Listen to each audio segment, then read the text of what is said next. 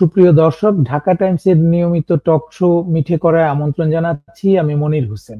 আপনারা জানেন, আমরা এই অনুষ্ঠানে দেশের রাজনীতি, অর্থনীতি, সমাজনীতি সহ চলমান ঘটনাবলী নিয়ে আলোচনা করি এবং আমাদের সাথে আলোচনায় যুক্ত হন যেদিন যে বিষয় নিয়ে আমাদের আলোচনা থাকে সেই বিষয়ের একজন বিশেষজ্ঞ। আজ আমরা আলোচনা করব যুক্তরাষ্ট্রের নিরাপত্তা উপদেষ্টা তুলসী গ্যাবার্ডের ভারত সফর এবং সেখানে তিনি এনডিটিভিতে একটি সাক্ষাৎকার দিয়েছেন। সেই সাক্ষাৎকারে বাংলাদেশ নিয়ে কিছু কথা বলেছেন উপস্থাপকের প্রশ্নের জবাবে।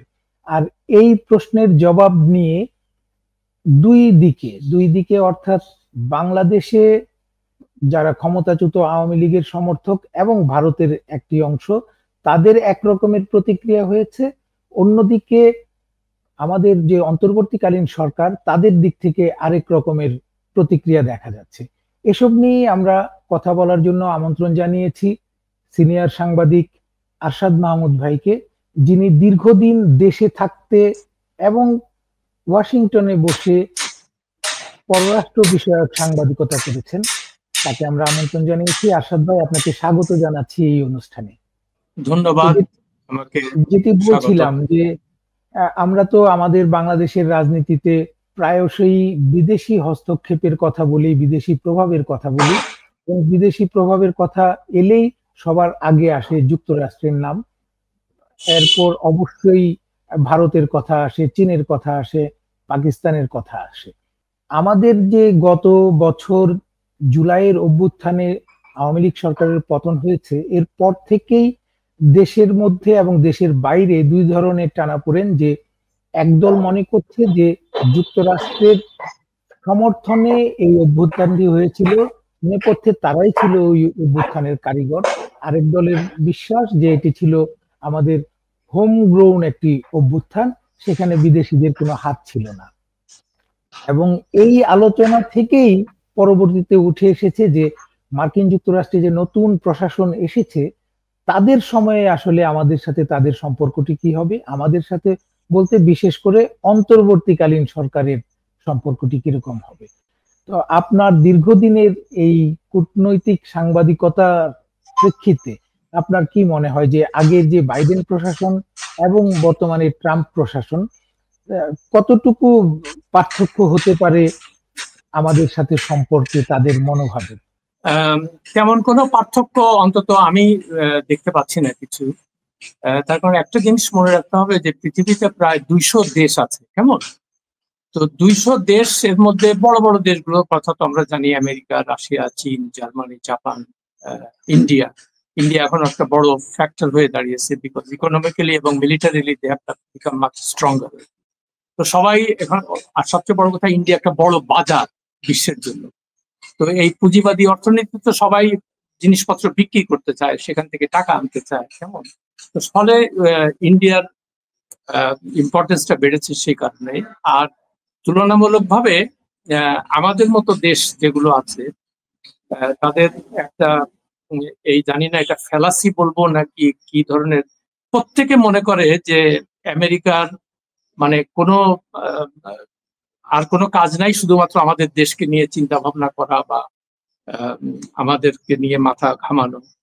ব্যাপারটা এরকম না। আমি যখন ওয়াশিংটনে ছিলাম দীর্ঘদিন, তখনও আমি এরকমই দেখতে পেতাম। তো আমার এক কলিগ ছিল নিউ ইয়র্ক টাইমসের, আমার প্রথম বস, স্টিভ ওয়াইজম্যান। সে একসময় হোয়াইট হাউস করেসপন্ডেন্ট ছিল। তো তাকে আমি জিজ্ঞেস করলাম যে আচ্ছা, আমাদের মানে বাংলাদেশের তো তেমন কোনো ইয়ে দেখছি না এখানে। তো তখন সে একদিন, ওখানে একটা ম্যাসাচুসেটস এভিনিউ আছে ওয়াশিংটনে, যেখানে সব থিঙ্ক ট্যাঙ্ক গুলো আছে, যেমন Brookings, Carnegie endowment for international piece, CSIS, তারপরে আটলান্টিক কাউন্সিল, এই সমস্ত।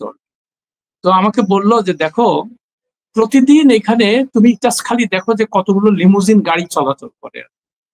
তো আমাকে নিজেই দেখালো আর কি। তো বললো যে দেখো, এখানে হর হামেশাই পৃথিবীর বিভিন্ন দেশের সরকার প্রধান, রাষ্ট্রপ্রধান, পররাষ্ট্রমন্ত্রীরা আসতে থাকে। এখন আমরা অ্যাজ নিউজম্যান আমরা কি করবো এখন? প্রত্যেকের কি কাভারেজ দিব আমরা? আমাদের তো লিমিটেড স্পেসের মধ্যে কাজ করতে হয়। আমি বললাম হ্যাঁ, কথা তো ঠিক। তখন সে আমাকে বললো যে তুমি যদি এখানে আসতা, এবার থাকতা, তা তুমি কি করছো? তুমি কি বাংলাদেশ নিয়ে তুমি কোথায়, মানে কোন পত্রিকায় বা কোন নিউজ টিভি, CNN বা CBS, ABC এগুলাতে এটার গুরুত্বটা কি আমাদের কাছে? তো অবভিয়াসলি তারা সে যে জিনিসটা বলতে চাইলো যে আমেরিকার কাছে যে রাষ্ট্রগুলো গুরুত্বপূর্ণ তাদেরকে নিয়ে আমরা মানে আমার মাথা ঘামাই, বিকজ আমাদের সেখানে ইন্টারেস্ট আছে সেই জন্য। তো বাংলাদেশের মতো দেশকে যে তারা ঠিক ওই পর্যায়ের কোনো গুরুত্ব দেয় না, যদিও এখানে অনেকেই বলে বিভিন্ন রকমের। আর তারা দেখবেন কতগুলো শব্দ ব্যবহার করে, জিও পলিটিক্স, তারপরে মানে এই এই কি পরিবর্তিত ইয়েতে আমাদের অনেক ইম্পর্টেন্ট হয়ে গেছে, চায়নাকে মোকাবেলা করতে হলে আমাদের লাগবে, এই সমস্ত কথাটা তারা নিজেরা কল্পনা করে বানায় আর কি। এগুলোর কোনো ভিত্তি নেই। হ্যাঁ, আর আর বিদেশি ডিগ্রি থাকলে তো, আমাদের যেহেতু কোনো বিদেশি ডিগ্রি নেই, এই জন্য আমাদের কথার কোনো মূল্য নেই। তো ডিগ্রি থাকলেই তাদের কথা সবাই হুমড়ি খেয়ে শোনে, তারপরে বাস্তবে যখন দেখে যে না, এরকম তো ব্যাপার না, আমেরিকার তো কোনো মাথা ব্যথা নেই সব। তবে হ্যাঁ, এখন আমেরিকা একটা এমবেসি কেন রাখে? আমেরিকার এমবেসি রাখতে হয়, আমেরিকা তো জিবুতিতে এমবেসি রাখে। তো তাদের যেহেতু তাদের একটা গ্লোবাল চিন্তা ভাবনা আছে, সারা দুনিয়াকে কিভাবে করবে, সেখানে তারা ইন্টেলিজেন্স নানান এইসব ব্যাপারগুলো নিয়ে তারা সেই জন্য এই সমস্ত আউটপোস্ট গুলা রাখে। এখন এখানকার যে অ্যাম্বাসাডার, আমেরিকান অ্যাম্বাসাডার ধরি আর কি, যে সে কোনো গুরুত্বপূর্ণ লোক না আর কি, ওয়াশিংটনে তাকে চেনে না। কেমন মানে সে যদি কি বলে রাশিয়াতে অ্যাম্বাসাডার হইতো, কিংবা জাপানে কিংবা ইন্ডিয়া, তখন তাকে চিনত লোকজন। কেমন, কিন্তু বাংলাদেশে যারা রাষ্ট্রদূত হয়ে আসে, আমেরিকার রাষ্ট্রদূত, তারা normal career foreign service officer, এখান থেকে যায়, যে রিটায়ারমেন্টে চলে যায়, আর কোনো কিছু তাদের আর খবর রাখে না কেউ। তো ধরা যাক এখানে পিটার হাসের কথাই বলি, আমরা অনেক মানে তার কথা শুনেছি। তো সে যখন কোনো পাঠাচ্ছে এখান থেকে, স্টেট ডিপার্টমেন্টে কেবল পাঠায় যে বা জরুরি মেসেজ পাঠায় যে এই ব্যাপার, তখন তার যে অ্যাসিস্ট্যান্ট সেক্রেটারি অফ স্টেট আছে, মানে সাউথ এশিয়ার চার্জে, তো তারও তো আরো 11টা না 13টা দেশ তার under, south and central Asia. তো সে তখন প্রায়োরিটাইজ করতে শুরু করে যে আমার আজকের দিনের জন্য আমার কাছে ইম্পর্টেন্ট কোন জিনিসটা, কোন দেশটা। তো সেইভাবে সে তারপরে তার পররাষ্ট্রমন্ত্রীর কাছে সে ওইভাবে নিয়ে যাবে করে। তো এখন যদি বাংলাদেশ যদি একটা সিরিয়াস কোনো থ্রেট না হয় আমেরিকার জন্য, কেমন ইমিডিয়েট কোনো থ্রেট না হয়, কিংবা বাংলাদেশের একটা বিশাল কোনো ইম্পর্টেন্স রাতারাতি হলো, এছাড়া ওখানে মানে প্রায়োরিটি লিস্টে আসা তো খুব ডিফিকাল্ট আর কি, আমি অন্তত যেটা বুঝেছি থেকে। কেমন, যেমন আমি আজকে একটা পোস্ট দিয়েছি এটার উপরে, যেমন পররাষ্ট্র দপ্তরের, স্টেট ডিপার্টমেন্টের যে ব্রিফিংস গুলো হয়, সেখানে আমি অনেকবার গেছি, হোয়াইট হাউসের ব্রিফিংসে গেছি। তো সেখানে যারা ব্রিফিং করে আর কি, স্পোক্স পার্সন যারা, তারা ওই দিনের যে হট বাটন ইস্যুগুলা, সেগুলো নিয়ে তারা আগের থেকে প্রিপেয়ার করে তারপরে ওটা তারা এক্সপেক্ট করে যে এই ধরনের প্রশ্ন হবে। সেটা চীন নিয়ে হতে পারে, জাপান নিয়ে হতে পারে, ইন্ডিয়া নিয়ে হতে পারে। তাদের মাথায় আসে না যে বাংলাদেশ নিয়ে কোনো প্রশ্ন আসবে, বিকজ এটা তাদের প্রায়োরিটির মধ্যে। তো যাই হোক, এখন ধরেন আমি একটা প্রশ্ন করলাম যে ম্যাথিউ মিলারকে, যে এরকম something is happening in Bangladesh and what do you think is going to happen? তো সে কিছুক্ষণ এদিক ওদিক তাকায়, মানে তার তো কোনো প্রিপারেশন নেই। তো তখন আবার যদি বলি যে না, এরকম একটা ঘটনা ঘটেছে, পত্রিকায় আসছে যে আমাদের উপরে তো ইন্ডিয়া নানান রকমের প্রেশার ক্রিয়েট করতেছে, তুমি কিছু এটা সম্পর্কে কিছু বলবা, তো তখন তার তো অ্যাকচুয়ালি কোনো প্রিপারেশনই নাই এই ব্যাপারে। সে তখন করে কি, ওই একটা গদ বাঁধা কিছু মানে গুজামিল দিয়া কিছু উত্তর দেয়। হ্যাঁ, ইউএস এর পলিসি হচ্ছে যে আমরা সবাই সেখানে গণতন্ত্র আছে কিনা, হিউম্যান রাইটস কতখানি, এই মানে নর্মাল যে কথাগুলো আর কি বলে, ওইসব কথা বলে। তখন আবার যদি তাকে প্রশ্ন, তখন সে করে কি আরেকজনকে বলে, বিকজ সে ওই প্রশ্ন আর উত্তর দিতে চাচ্ছে না। তো এই হচ্ছে এখানকার মানে আমেরিকার সিস্টেমটা এইভাবে ওয়ার্ক করে আর কি। আমাদের বেলাও দেখবেন যে আমরা কাদেরকে নিয়ে মাথা ঘামাই, আমাদের ইন্ডিয়া, চায়না, নেপাল, এই আমাদের যারা নেইবার, কিংবা আমাদের যারা ইউরোপিয়ান, তো আপনার কথার মানে এত কথা আমি এই জন্য বললাম যে বোঝার জন্য ব্যাপারটা, যে হাউ ওয়াশিংটন ওয়ার্কস, কেমন, এবং এটা পৃথিবীর সব দেশের জন্যই প্রযোজ্য, খালি ওয়াশিংটন না।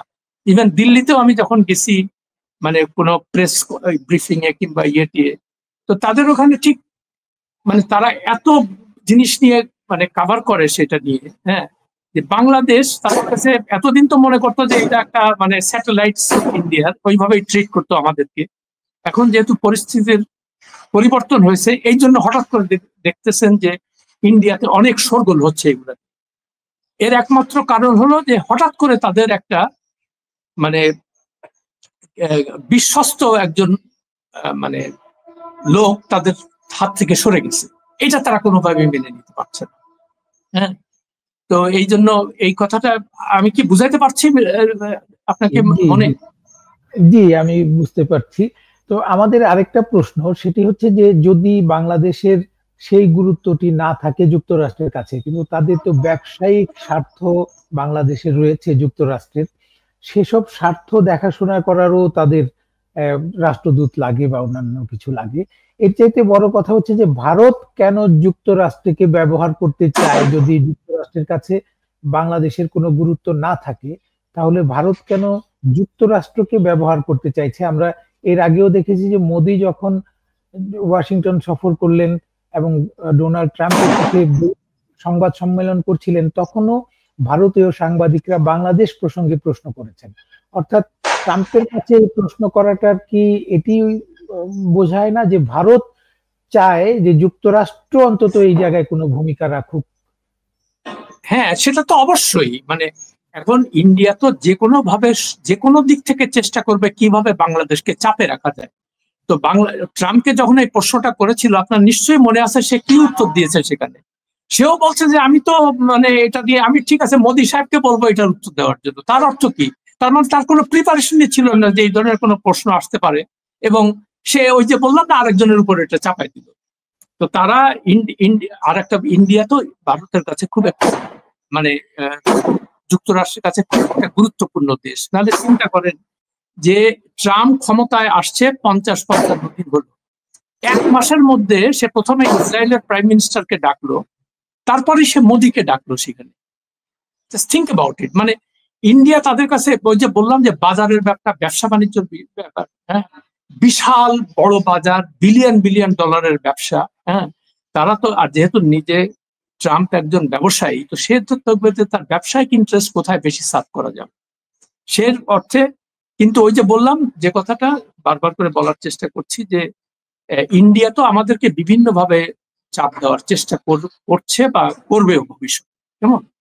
যেহেতু তাদের একটা খুব বড় ক্ষতি হয়ে গেছে হাসিনার পতনে, কেমন? এই জিনিসটা তারা যে কোনো ভাবে হোক, যে কোনো মানে কর্নার থেকে হোক, তারা চেষ্টা করবে। যদি ট্রাম্পকে দিয়ে বলাইতে পারতো ঠিক আছে, ট্রাম্প যদি বলতো যে না বাংলাদেশকে দেখে নিব, এগুলা ঠিক করা হচ্ছে না, হ্যাঁ, স্বাভাবিকভাবে তারা একটু হতাশ হয়েছে যে এই জিনিসটা তার মুখ থেকে মানে শুনতে পারে নাই। এর তার চেয়েও বড় কথা এখন যেটা হচ্ছে আমেরিকাতে, আপনি নিশ্চয়ই খেয়াল করছেন যে ট্রাম্প এখন একটা জুডিশিয়াল ক্রাইসিসের মধ্যে আছে। যে বিভিন্ন তাদের ডোমেস্টিক ইস্যুতে, যেমন ডিপোর্টেশন, তারপরে ওই যে ফেডারেল কর্মচারীদের ছাঁটাই করতেছে, ইউএস এআইডি কে ডিসমেন্টেল করতেছে, এটা নিয়ে বিভিন্ন জায়গায় কোর্টে মামলা হচ্ছে, কেমন? তো তাদের তো এখন মাথা কামানোর সময় নেই অন্য কোনো কিছু নিয়ে কথা বলা। তাদের তো এখন এইগুলো নিয়ে মানে ডে টু ডে যে ব্যাপারগুলো হচ্ছে, এখন এইটা নিয়ে তারা ডিল করাতে ব্যস্ত। তাদের তো 24 ঘন্টায় দিন রাত হয়, তাদের তো আরো 48 ঘন্টা দেয় না। মানে আমাদেরও 24 ঘন্টা, তাদেরও হয়। তো ন্যাচারালি তাদের 24 ঘন্টার মধ্যে তাদের করতে ইমিডিয়েট ইস্যুগুলোকে নিয়ে তো তাদের মানে চিন্তা করতে হবে, সেটাই তারা করছে। এখন আমরা ওই যে বললাম না, আমাদের মতো দেশ যেগুলো আর তারা তাদের প্রত্যেকের ধারণা যে আমেরিকার কোনো মানে অন্য কোনো কাজ নাই বাংলাদেশ বা ওই ধরনের দেশকে নিয়ে চিন্তা করা ছাড়া। আরেকটা কথা এই প্রসঙ্গে ভুলে যাওয়ার আগে বলি, এই যে আমেরিকান যে ব্যবসা বাণিজ্যের কথা বললেন, অফকোর্স তারা এখানে ব্যবসা করতে আসবে, সেটাই নিয়ম। কিন্তু এই আমেরিকান রাষ্ট্রদূত গুলাকে দেখেন, আমি কয়েকজনকে জানি যারা তাদের এই পদ পদবি ব্যবহার করে রিটায়ারমেন্টের পরপরই এখানে বিভিন্ন বড় বড় কোম্পানির চাকরি নিয়ে এখানে চলে আসে। পিটার হাস যেমন আসছে, কেমন? এবং তার সাথে প্রধান উপদেষ্টা দেখাও করেছে। চিন্তা করেন। তারপরে ডেভিড মেরিল বলে একজন অ্যাম্বাসেডর ছিল 2000 সালের দিকে, সেও একই কাজ করেছে। এখান থেকে যাওয়ার পরপরই আবার একটা কোম্পানির চাকরি নিয়ে এখানে। মানে এরা এটাকে এই পথ তারা জানে যে এখান থেকে যাওয়ার পরে আমাদের তো রিটায়ারমেন্টে যেতে হবে, কেমন, ফলে তাড়াতাড়ি করে আমরা একটু আখের গুছাই নিই, তো সেগুলোই করতেছে তারা। তো আমার মনে হয় যে বাংলাদেশে ডক্টর ইউনূস এগুলো যে বুঝে না তা না, খুবই ভালো বুঝে, আমার থেকেও বেশি বুঝে, আপনার থেকেও বুঝেন, উনি তো অনেক ইন্টারন্যাশনাল প্লেয়ার।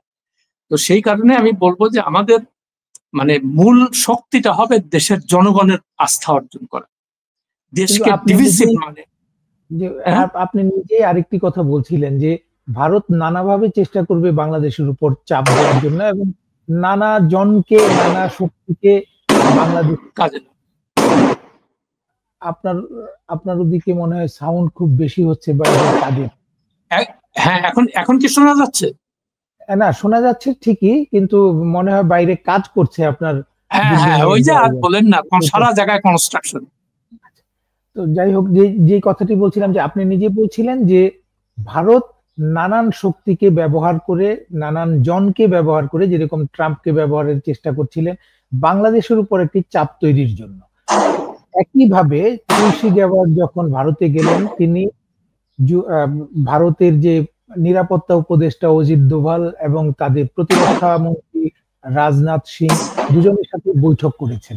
সেই বৈঠকে শুধু বাংলাদেশ প্রসঙ্গ আলাদাভাবে যদি নাও তোলা হয়, আঞ্চলিক রাজনীতিতে যে সন্ত্রাসবাদ ইত্যাদি ইত্যাদি নিয়ে যখন আলোচনা ওঠে, তখন কি বাংলাদেশের প্রসঙ্গটি আসার কথা কিনা, যে বাংলাদেশে সন্ত্রাসবাদ মাথাচাড়া দেওয়ার অনুযোগ করে থাকতে পারে কিনা ভারত, এরকমটি মনে হয়? একদম, মানে এটা তো আর কোনো মানে সন্দেহের অবকাশ নাই। আর তুলসী গ্যাবার্ড আপনি ইতিমধ্যেই দেখেছেন যে তার বিভিন্ন বক্তব্য বা তার যে লিনিয়েজ, মানে তার যে ব্যাকগ্রাউন্ড, তাতে অনেকেই বলছে যে সে ইন্ডিয়ান অরিজিনের, কেমন, এবং এইসব কথা আমরা শুনতে পাচ্ছি। হ্যাঁ, ভালো কথা। তো রাজনাথ সিং বা অজিত দোভাল যে তার সঙ্গে বাংলাদেশ নিয়ে কথা বলবে, এটা তো অস্বাভাবিক কিছু না, এটা তো খুবই স্বাভাবিক ব্যাপার।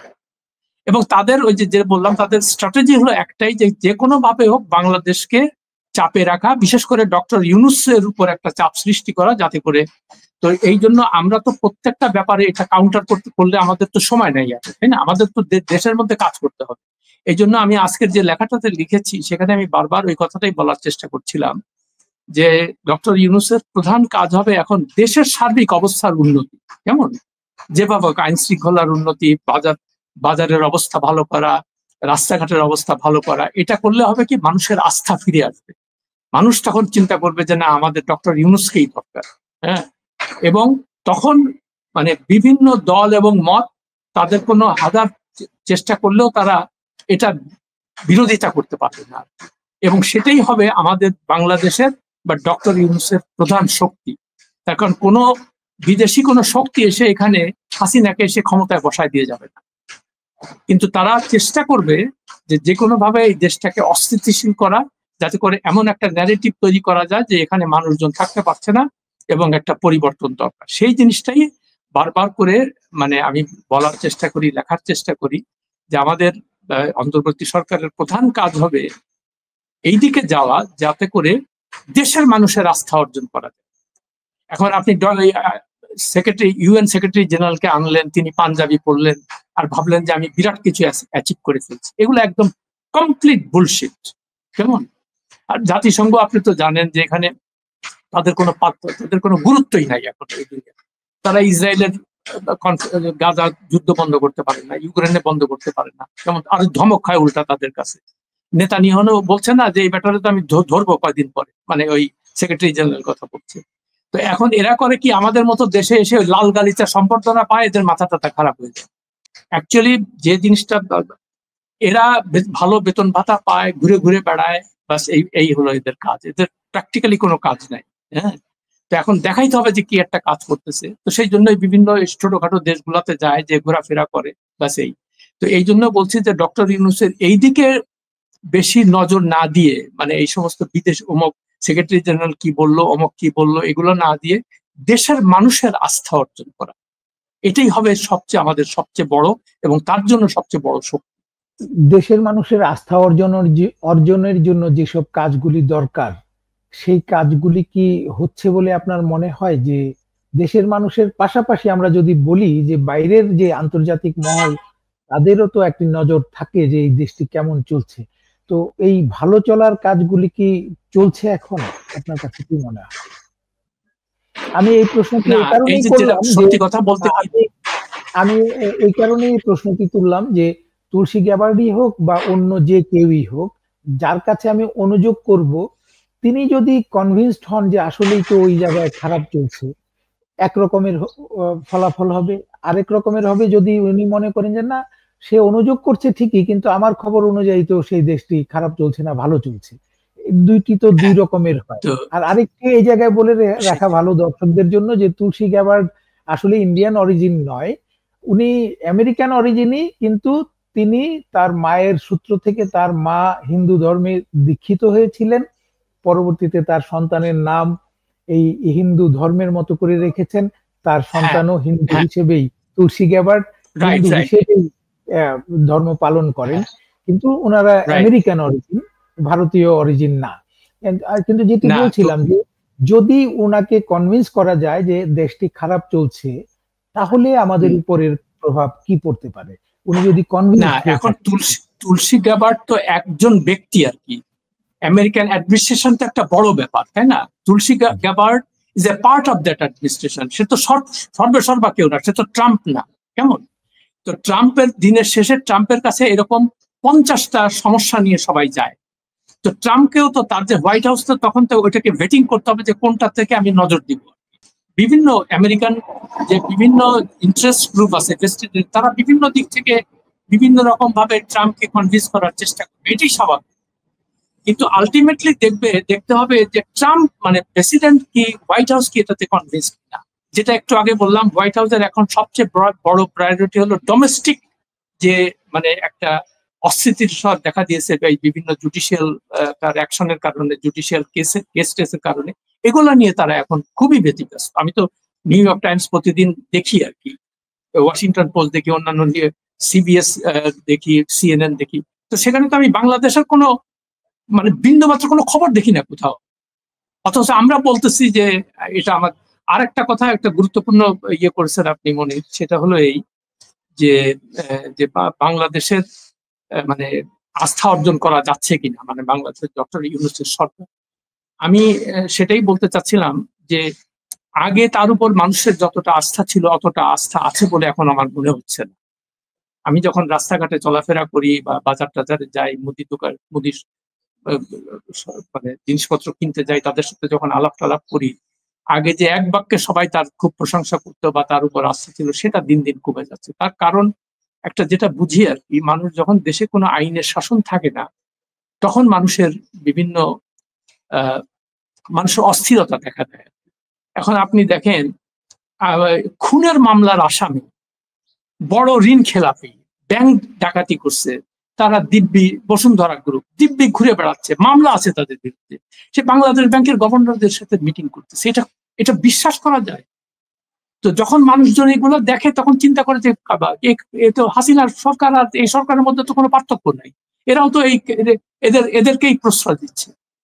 আমি এই জন্য বলছিলাম যে আস্থা যদি অর্জন করতে হয়, তবে এই ধরনের দুর্বৃত্তগুলোকে আগে আপনাকে ধরে দেখাতে হবে যে না, ইউ মিন বিজনেস, এবং আপনার কাছে আইনের কাছে সবাই সমান, এটা প্রমাণ করতে হবে।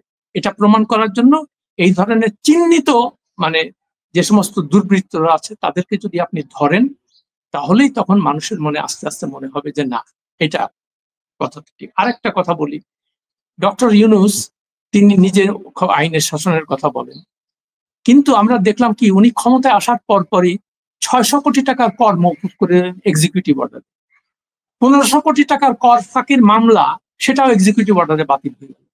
এবং এরপরে আমি তার যে মানে লয়ার ছিল ব্যারিস্টার মামুন, তার নিজের মুখে আমি শুনেছি এটা, যে এই ধরনের এক্সিকিউটিভ অর্ডার যদি এই মামলাগুলো বাতিল হয়, তাহলে তো জনমনে নানান প্রশ্ন দেখা দেবে। এটা তো এখন মানুষ মনে করছে যে হাসিনা যখন ক্ষমতায় আসে বা খালেদা ক্ষমতা আসবে, তখন তাদের বিরুদ্ধে যত মামলা থেকে সব বাতিল হয়ে যায়। তো এটা উনি এটা করতে গেলেন কেন? আমি অন্তত এই জিনিসগুলো বুঝতেছি না। আরেকটি আপনি ফেসবুকে তুলসী গ্যাবার্ডের এনডিটিভির সাথে সাক্ষাৎকার নিয়ে আপনি একটি কথা লিখেছেন, সেটি হচ্ছে যে এই ধরনের কথা গদবাঁধা উত্তর কূটনীতিকরা দিয়ে থাকেন, অথবা কূটনীতিক কিছু গদবাঁধা জবাব রয়েছে, এটি ছিল সেই রকমেরই জবাব। এনডিটিভির সাথে যেই প্রশ্নের উত্তর দিয়েছেন বাংলাদেশ প্রসঙ্গে তুলসী গ্যাবার্ড, সেটির একটি প্রতিক্রিয়া দেখিয়েছে আমাদের প্রধান উপদেষ্টার কার্যালয়। এই প্রতিক্রিয়াটি কি যুক্তরাষ্ট্র বাংলাদেশের প্রতি বিরূপ মনোভাব পোষণ করতে পারে, ওইটা থেকে ঘাবড়ে গিয়ে এরকম হয়েছে, বা ওই প্রতিক্রিয়াটি কি আপনি কিভাবে দেখছেন? মানে আমি বলছি যে বাংলাদেশের যে প্রতিক্রিয়াটা সেটা। জি জি জি, সেটা। ও আচ্ছা, না ওই যে যেটা আমি বললাম যে তারা তো বিভিন্নভাবে চেষ্টা করবে সরকারকে চাপে রাখার জন্য। এখন প্রতিদিন আপনি দেখেন ইন্ডিয়ান মিডিয়া বলেন, সরকার থেকে বলেন, প্রতিদিন তারা কিছু না কিছু এমন কিছু খবর প্রচার করছে বা স্টেটমেন্ট দিচ্ছে যাতে মনে হচ্ছে যে তারা বাংলাদেশের প্রতি খুশি না আর কি। এটা তো স্বাভাবিক কথাই, তো সেটা ভালো কথা। কিন্তু আমি যে বলতে যে বাংলাদেশ সরকার বা প্রধানমন্ত্রীর দপ্তর যদি প্রত্যেকটা বিষয় এটাকে কাউন্টার করতে যায়, তাহলে তাদের কত সময় ব্যয় হচ্ছে এটার জন্য। এখন কথা হলো প্রত্যেকটা কাউন্টার যে আপনি করছেন এটার তো কোনো ইম্প্যাক্ট নাই, ইন্ডিয়া তো কোনো বন্ধ করছে না জিনিসগুলা, সেটাই হচ্ছে আমার প্রশ্ন। না, আমি জানতে চেয়েছিলাম যে সরকার কি এই যে ইম্প্যাক্ট নাই বুঝে অথবা না বুঝে এই ধরনের রিয়াকশন দিচ্ছে, সেটা কি ঘাবড়ে গিয়ে দিচ্ছে যে তুলসী গ্যাবার্ড এই ধরনের কথা বলেছে, তার ও মানে আচ্ছা, হয়তো হ্যাঁ, না কিছুটা তো তাদের তো, এটা তো অবভিয়াস যে তাদের তো কিছুটা অস্বস্তির কারণ হয়েছে।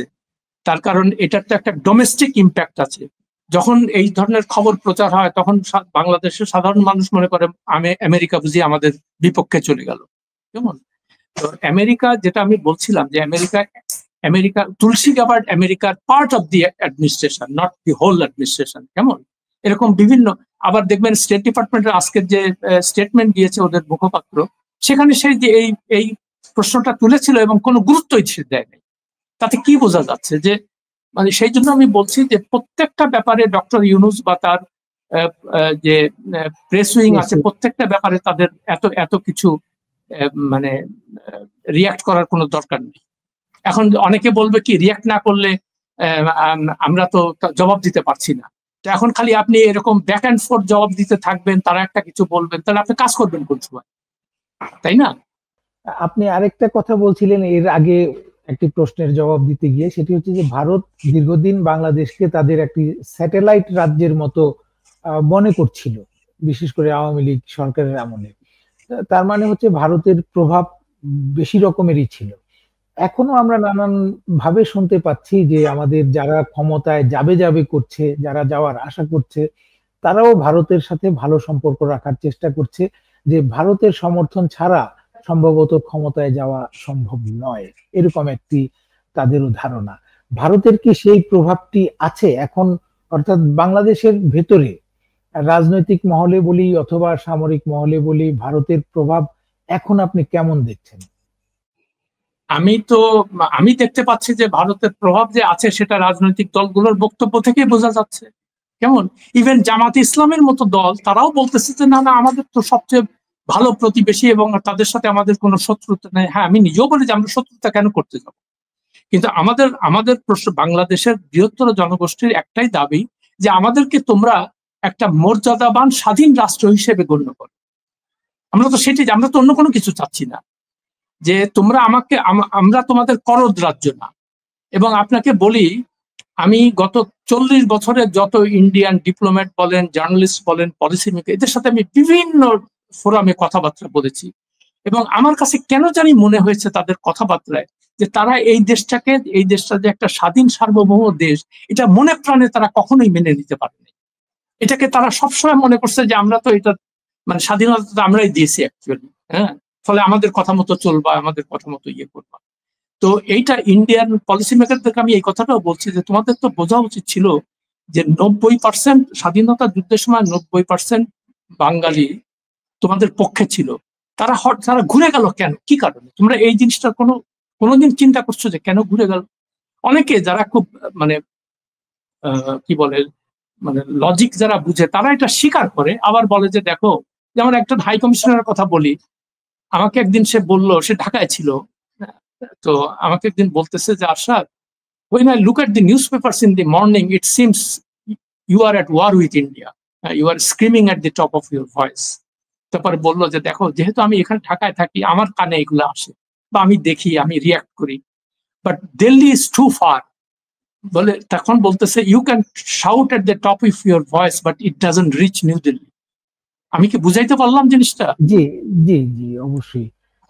আসলে ভারতের মনোভাব পাল্টাতে হবে আমাদের দেশ সম্পর্কে, আমাদের বাংলাদেশের মানুষ সম্পর্কে।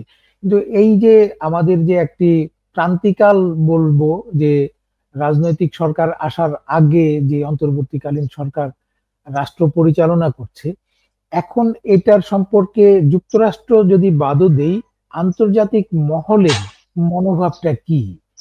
ইউরোপিয়ান ইউনিয়ন আছে বা যুক্তরাজ্য আছে, চীন, তারা কিভাবে দেখছে যে অন্তর্বর্তীকালীন আচ্ছা সরকারকে, অথবা এই আচ্ছা, পরিবর্তনটা?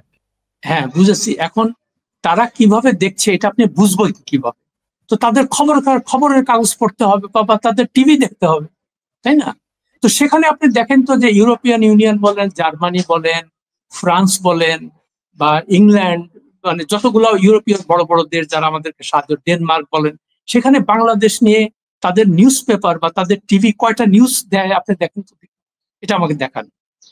এটা হয়তো ডিপ্লোম্যাটিক চ্যানেলে তারা কথাবার্তা বলবে, কিন্তু এটা নিয়ে যখন কোনো মেজর পলিসি ডিসিশন হবে তখন কিন্তু তারা চিন্তা করবে যে তাদের মানে তাদের ইন্টারেস্টটা সার্ভ করে কিনা, সেটা তারা দেখবে।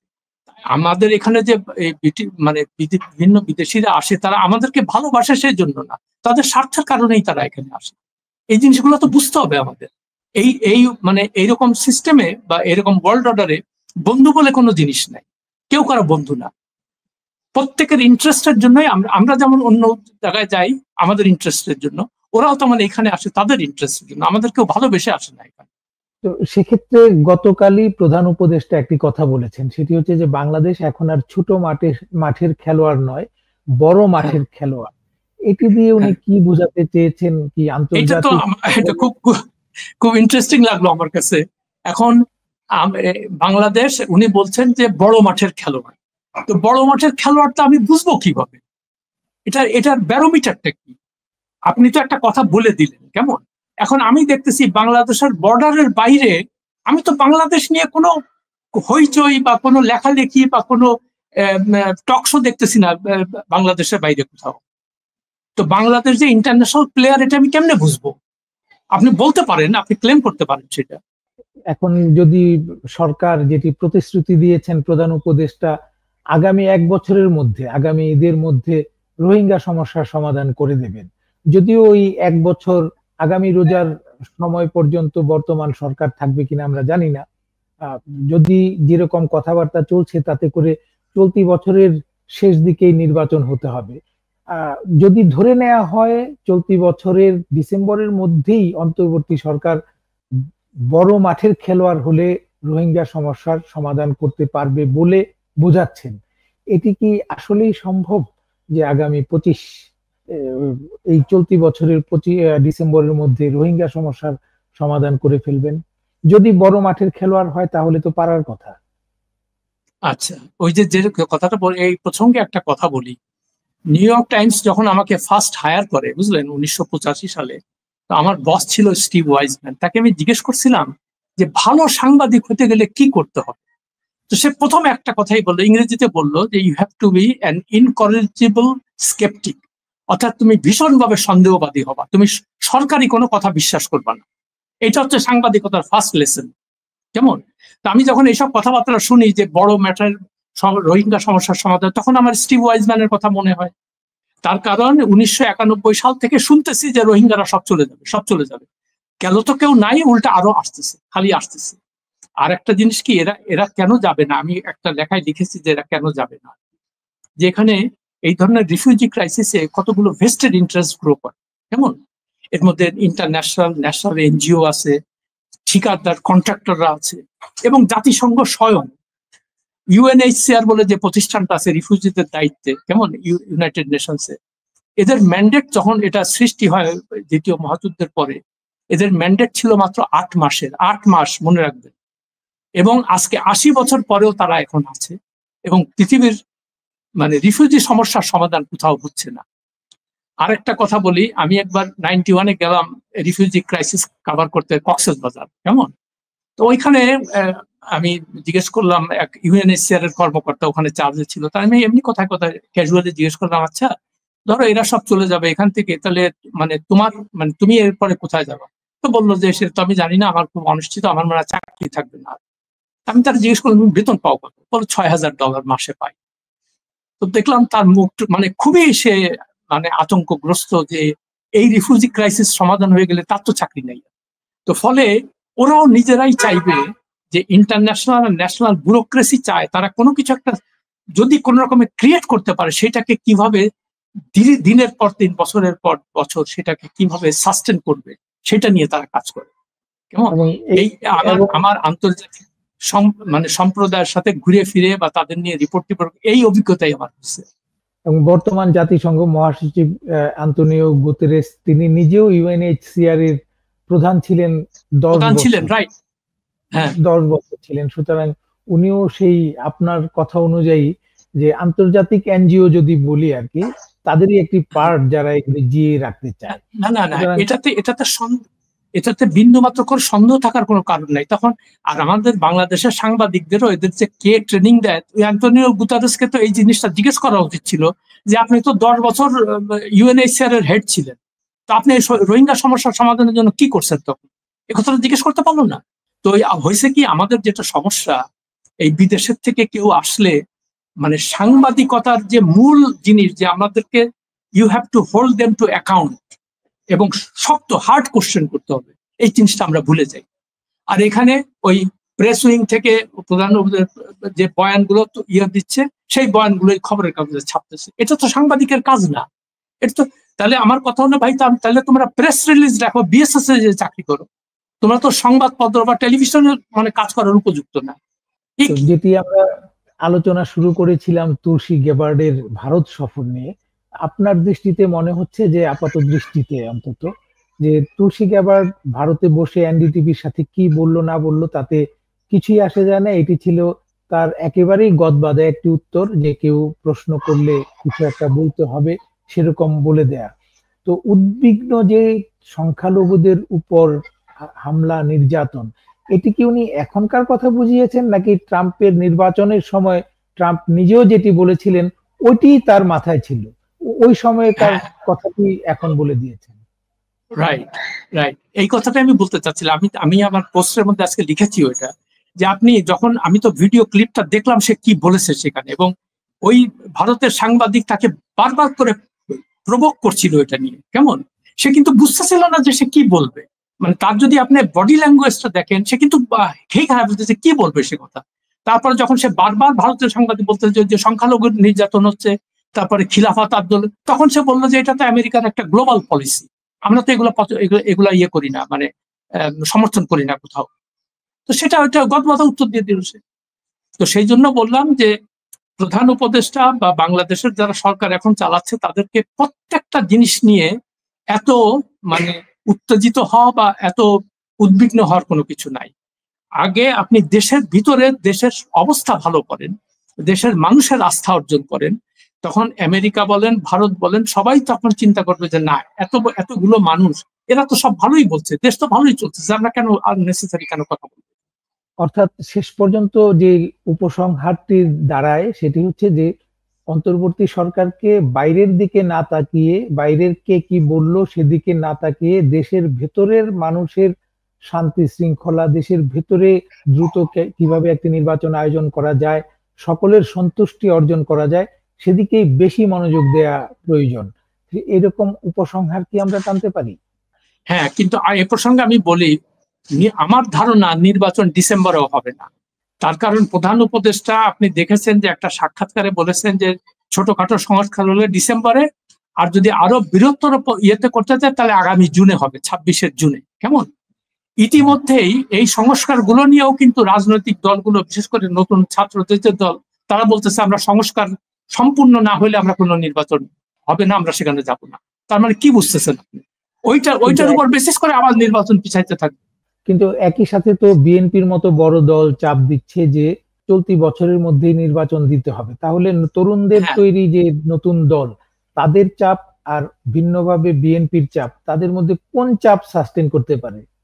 না, বিএনপির চাপটার কথা বলি। বিএনপি তো প্রথমে আসার পরেই, মানে এই সরকার নেওয়া আসার পরেই মির্জা ফখরুল বললো 3 মাসের মধ্যে, 10 দিনের মাথায় বললো 3 মাসের মধ্যে নির্বাচন দিতে হবে, তারপরে বললো 6 মাসের মধ্যে দিতে, তারপরে বললো যৌক্তিক সময়ের মধ্যে দিতে হবে। তো ডক্টর ইউনূস তো বুঝে গেছে এগুলা কথা বলে তো কোনো লাভ হবে না, আমার যেটা করবো আমি সেটা করে যাবো। বিএনপির ক্ষমতা সম্পর্কেও তাদের ধারণা আছে। অর্থাৎ এই সরকারের কাছ থেকে নির্বাচন আদায় করার মতো সামর্থ্য বিএনপি এখনো অর্জন করতে পারেনি, সেটি মনে হয় বোঝাতে চাইছিলেন। আর সবচেয়ে বড় কথা, যে যারা আশা করছিল যে তুলসী গ্যাবার্ড বাংলাদেশের অভ্যন্তরীণ বিষয় নিয়ে আলোচনা করে একটি দলকে ক্ষমতায় নিয়ে আসবে, বর্তমান সরকারকে বিব্রতকর অবস্থায় ফেলবে, অথবা বর্তমান সরকারকে শক্তিশালী করার জন্য যা যা বলার উনি বলবে, যাতে সেই পক্ষটি ভারত এবং যারা ক্ষমতা ছেড়ে গেছে তাদেরকে হতাশ করবে, এরকম কিছু করবে, দুই দিকের কোনোটি চিন্তা করার কোনো অবকাশ নেই। এটি নিছকই ভারত এবং যুক্তরাষ্ট্রের মধ্যকার বিষয় ছিল, তুলসী গ্যাবার্ডের সফর, এবং তারা বিশেষ করে নিজেদের যে সমস্যাগুলি সেগুলি নিয়েই আলোচনা করেছে। বাংলাদেশ সেখানে কোনো প্রাসঙ্গিক বিষয় ছিল না। তো আমাদের সাথে এই সময়ে যোগ দেওয়ার জন্য আপনার প্রতি কৃতজ্ঞতা জানাচ্ছি আসাদ ভাই, এবং আগামীতে আবারও অন্য কোনো বিষয় নিয়ে আপনাকে পাবো সেই আশা রেখে আপনাকে ধন্যবাদ জানিয়ে আপনার কাছ থেকে বিদায় নিচ্ছি, দর্শকের কাছ থেকে বিদায় নেওয়ার আগে। আপনাকে অনেক ধন্যবাদ, দর্শকদেরও ধন্যবাদ এতক্ষণ শোনার জন্য। সুপ্রিয় দর্শক, শুনছিলেন বাংলাদেশের রাজনীতি ও যুক্তরাষ্ট্র বিষয়ে সিনিয়র সাংবাদিক আসাদ মাহমুদের আলোচনা। তিনি দীর্ঘদিনের কূটনৈতিক সাংবাদিকতার কারণেই এই বিষয়গুলি অনেক ভালো জানেন অনেকের কাছ থেকে। ওনার কথা অনুযায়ী তুলসী গ্যাবার্ড কিংবা যুক্তরাষ্ট্রের কোনো কর্মকর্তা প্রকাশ্যে কি বললেন এটি নিয়ে মাথা না ঘামিয়ে অন্তর্বর্তী সরকারের উচিত দেশের ভেতরে মানুষের সমর্থন আদায় করা, মানুষের সন্তুষ্টি আদায় করা। আমরা আগামীতে আবারও অন্য কোনো বিষয় নিয়ে আলোচনায় আসবো এই মিঠে করায়। সেই অনুষ্ঠান দেখার আমন্ত্রণ জানাচ্ছি। আমাদের ঢাকা টাইমসের মিঠে করা প্রচার হয় রবিবার থেকে বৃহস্পতিবার প্রতি রাত 10টায়। প্রচার করা হয় ঢাকা টাইমসের ইউটিউব চ্যানেল এবং ফেসবুক পেজে। ফেসবুক পেজটি ফলো করে এবং ইউটিউব চ্যানেলটি সাবস্ক্রাইব করে টক শো দেখার আমন্ত্রণ জানিয়ে আজ বিদায় নিচ্ছি। সুস্থ থাকুন, ভালো থাকুন।